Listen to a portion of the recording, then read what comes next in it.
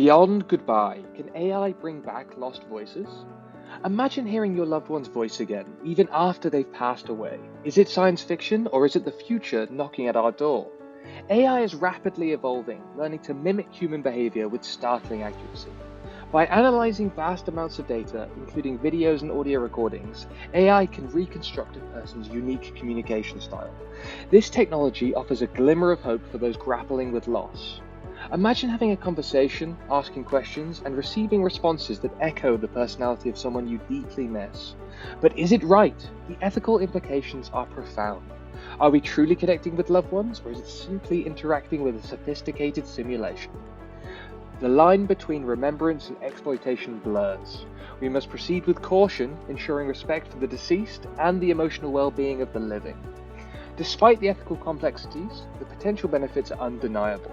AI could offer solace, closure, and a unique way to preserve memories for future generations.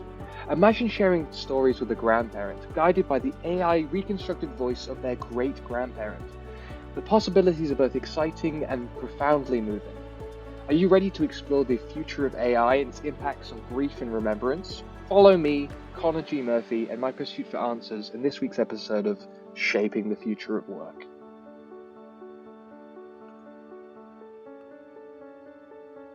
The traditional farewells many of us grew up with are facing unprecedented challenges and transformations.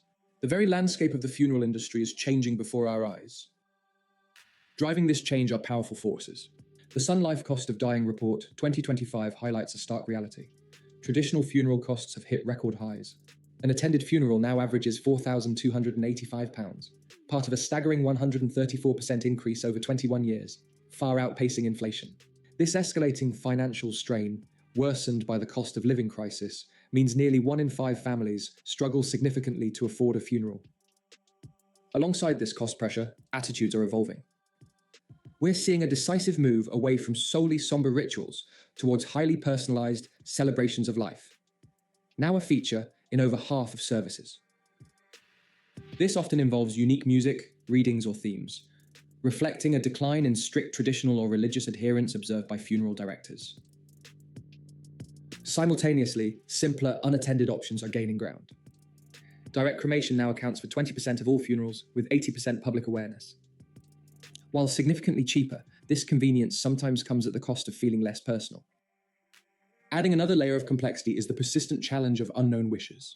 A staggering 51% of funeral organizers didn't know if their loved one preferred burial or cremation, and 18% knew none of their final preferences at all. This uncertainty can add significant distress during bereavement. So we have rising costs pushing families towards alternatives, a desire for deeper personalization clashing with traditional formats, the rise of simpler options, and the frequent burden of guessing final wishes.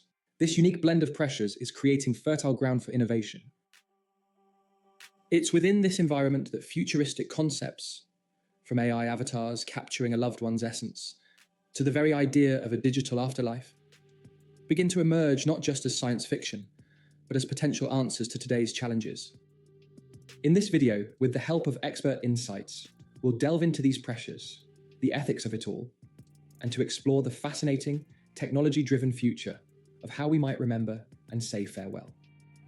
Now, to start our research into the future potential of this product, I have reached out to Scattering Ashes director Richard Martin.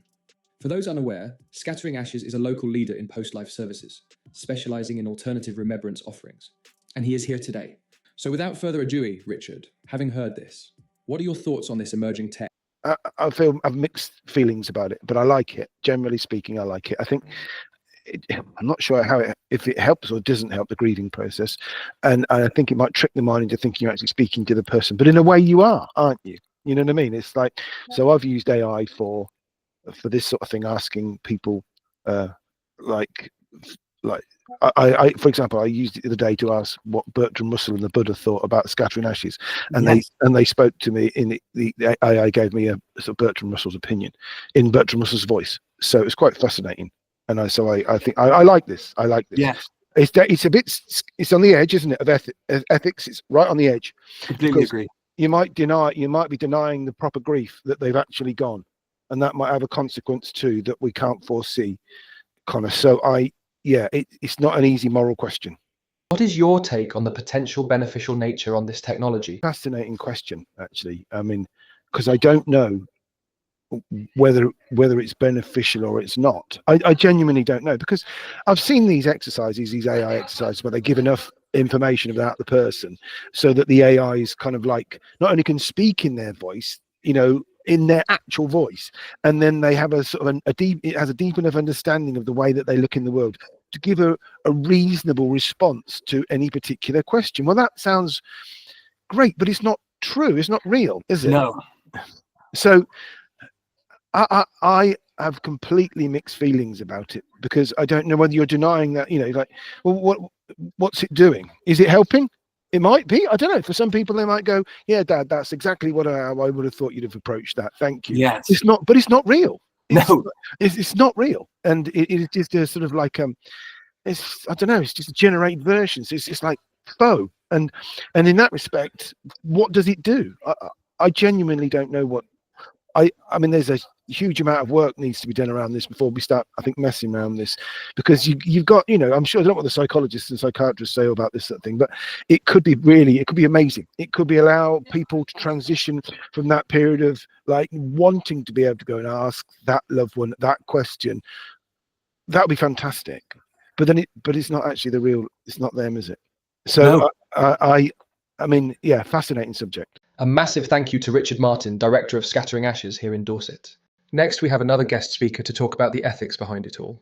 Matt Tomes, with over a decade of experience in both grief counselling and as a mental health coach. Also, he is the co-founder of the Mental Health People here in Dorset.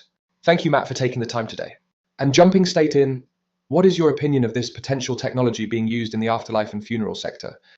It's an interesting one, because I'm kind of I like AI, and I like using AI. But then I think you mentioned in your video, like in regards to that kind of ethical situation where, yeah, I'm not, and I've think of my own losses. So it'd be great to be able to hear my mum's voice and be able to have a conversation with her, but it isn't her as well. Do you know what I mean? So Absolutely. In regards to I think it's quite a polarizing thing, because I'm sure some people would love it, but then other people will be so against it. With your previous experience, do you think that this technology could be a tool to help those going through loss heal at all? We don't necessarily heal from bereavement. It's more of learning how we process our emotions and learn how to manage those emotions, rather than the actual thing of healing. Because ultimately, when we lose somebody, they're gone, right? So that doesn't go away. But it's how we can actually process our emotions to deal with it. So we're always going to feel sad about not having that person. But when we have all the other emotions around sadness, whether it's kind of the anger or the frustrations, the guilt, and those sort of things, we can process those emotions and help ourselves work through it. But in regards to healing, I don't think we ever truly heal from bereavement, because that person's always going to be gone. But it's just being able to manage the emotions that come along with it, if that makes sense. Completely. A huge thank you to you, Matt, for your time and tremendous insights there. Next up, and finally today, we have another fantastic industry professional to talk to us on this topic. Normally on this show, we talk about how a piece of technology could be used in another industry that has the potential to change it rapidly. However, on this episode, we are going a step further.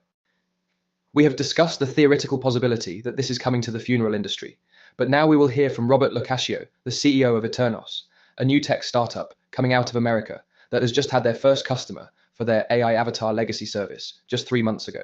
To explain more, I welcome Robert with his explanation of what Eternos provides. Yeah. We launched last May with our first customer, who unfortunately was dying of cancer at the time, Michael Bomber. He's in Germany. And we created this AI of him. When we create an AI, we replicate both the voice. So we do a voice replication. So it's like your emotional voice, like I'd be speaking to you now. And then we replicate your knowledge through your stories. And also if you have documents and stuff like that, we sort of take it all in. So that's how we do the replication. When 3 days before he passed away, we spoke and we said goodbye. And he said, just remember, this was for me, that this AI isn't about who's going to use it in the future. And obviously people will use it in the future. He said, I feel at peace that I've left myself behind. Like I've left who I am. My AI can reason and problem solve for others, my family members in the future. And I feel like I like a lot of times it's a weird thing, that we kind of disappear. And as humans, we've somehow told ourselves that's okay. But only 2 generations away, we may not even know who our great great grandparents are and what they did and who they are. And so the ability to tell those stories and leave them behind and have it be truly an AI where it can really talk to me and reason with me is a very powerful thing. And I think everyone is going to do that. I think it's going to be weird to kind of like disappear and not leave an AI of yourself. We're on a crossover right now into many AI things. And one of those will be leaving your legacy, leaving yourself behind. I now have to ask you about your company's ethical stance here. Mine is on replicating dead people versus living people. And we don't replicate people who are dead. So I think it'd be weird. And we've been asked to, especially parents of children that have died, they want to replicate the child and bring the child, at least be able to talk to the child. And we just don't we won't replicate people that are dead. So you have to be alive. You have to be consenting. You want to do this. Once you die, we lock your data down so nobody can add to it. So nobody can manipulate your mind, your AI mind. Michael's wife, Annette, who would be like, she lost Michael, I think it's almost 3 months now, basically has been using it intermittently because it's pretty fresh.